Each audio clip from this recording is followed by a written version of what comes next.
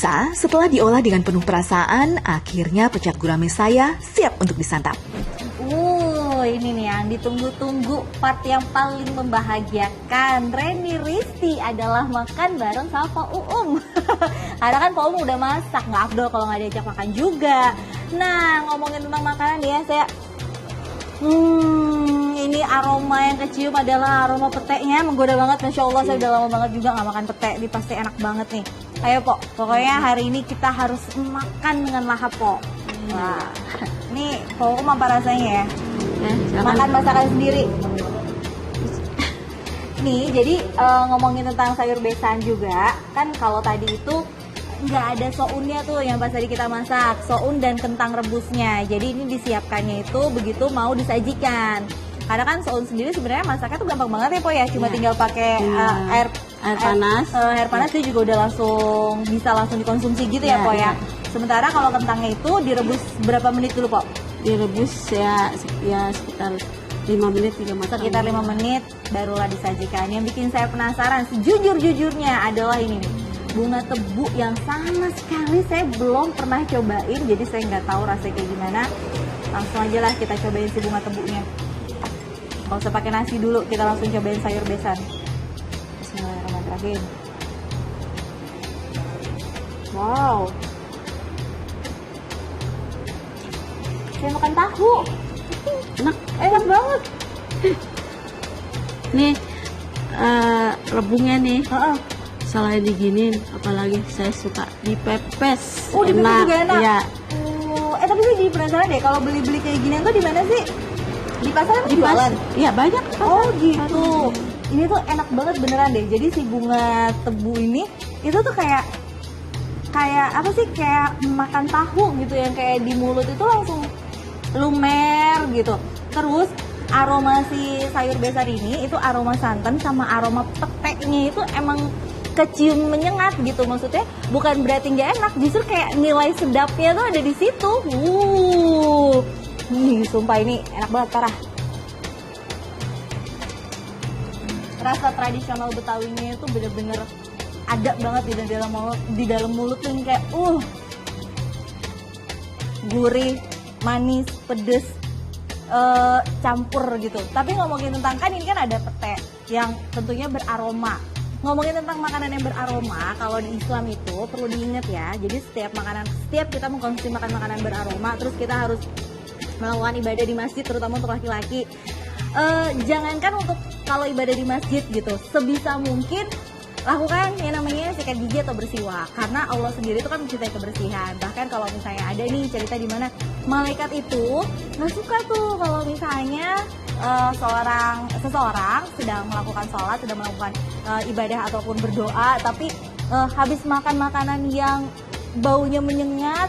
Jadi menurut malaikat kok mau minta sama Allah tapi nggak bisa jaga kebersihan. Jadi jangan lupa nih, kayak nanti nih saya habis makan pete, nanti kalau misalnya saya mau sholat, saya mau berdoa, berarti kita jangan lupa kita harus sikat gigi. Sebelum kita sikat gigi, saya mau makan sayur besan. Sekarang kita tambahin sama pecak. Baginda Rasulullah SAW sangat mencintai kebersihan. Rasulullah juga memberikan tuntutan kepada umatnya untuk selalu menjaga kebersihan gigi dan mulut. Di masa kenabian, siwak atau miswak biasa digunakan untuk membersihkan gigi. Bahkan, Rasulullah pun menggunakan siwak untuk menjaga kesehatan mulutnya. Dalam sebuah hadis yang diriwayatkan oleh Bukhari dan Muslim mengatakan, "Andaikan aku tidak memberatkan umatku, niscaya aku akan menyuruh mereka bersiwak setiap kali berwudu." Hadis riwayat Bukhari Muslim. Hal ini membuktikan jika bersiwak untuk membersihkan gigi dan mulut termasuk dalam amalan sunnah. Siwak berasal dari dahan atau akar pohon Salvadora persica, atau yang biasa disebut dengan pohon arak. Agar bisa digunakan untuk bersiwak, dahan atau akar dari pohon arak haruslah lembut agar tidak merusak gusi dan email gigi. Selain itu, siwak juga harus berserat dan bersifat basah. Seratnya pun tidak boleh berjatuhan ketika digunakan karena justru bisa mengotori mulut. Seorang muslim dapat menggunakan siwak beberapa kali dalam sehari, seperti sesaat sebelum membaca Al-Quran, setelah makan, sebelum tidur, dan setelah bangun tidur pada pagi hari.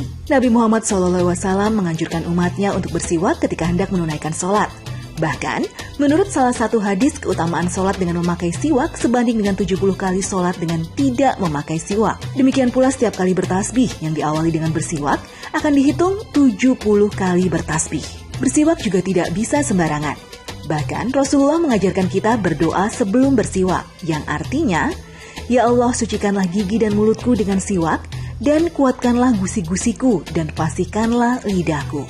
Siwak memiliki banyak manfaat untuk kesehatan gigi, seperti membunuh bakteri yang menyebabkan penyakit gusi atau radang gusi, mencegah munculnya plak gigi, menjaga warna putih gigi alaminya tidak gampang pudar, dan terakhir mengurangi resiko gigi berlubang dan kerusakan gigi lainnya. Ya, ini pecak yang juga boleh dibilang ini primadonanya masakan Betawi yang ada di sini. Wah, ini bener nih. Kuahnya diseruduk. Iya.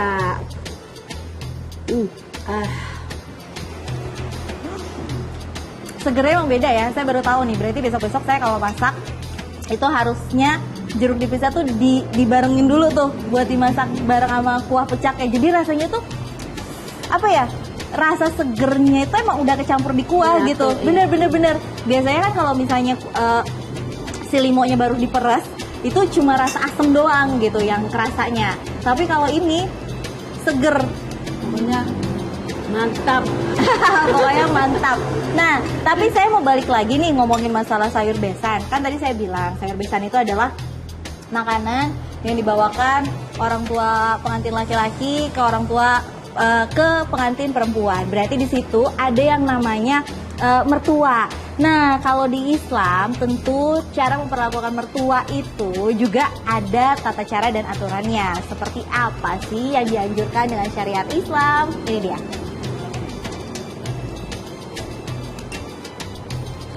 Setelah menikah, istri sepatutnya bisa menjalin hubungan baik dengan orang tua suami alias mertua. Hal ini telah diatur dalam agama Islam. Yang paling berhak atas seorang wanita adalah suaminya. Yang paling berhak atas seorang lelaki adalah ibunya. Hadis riwayat Tirmizi. Hal ini bisa menjadi arahan bagi para menantu untuk bersahabat dengan mertua. Salah satu arahan untuk bisa dekat dengan mertua yakni dengan menutup prasangka buruk.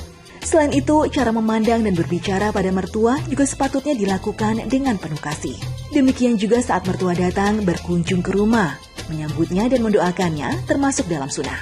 Sebagaimana dicontohkan oleh Rasulullah SAW saat dikunjungi oleh Fatimah, yang disebutkan oleh hadis riwayat Abu Daud dan Tirmizi. Jika seorang anak tak pernah mendoakan kedua orang tuanya, niscaya rezekinya akan terhenti. Jadi, selalu bersikap hormat pada mertua adalah hal yang penting. Kebiasaan ini tak hanya mendekatkan hubungan keluarga dan rumah tangga, tapi juga untuk meraih keberkahan. Segala macam jenis makanan itu jangan lupa untuk dilestarikan.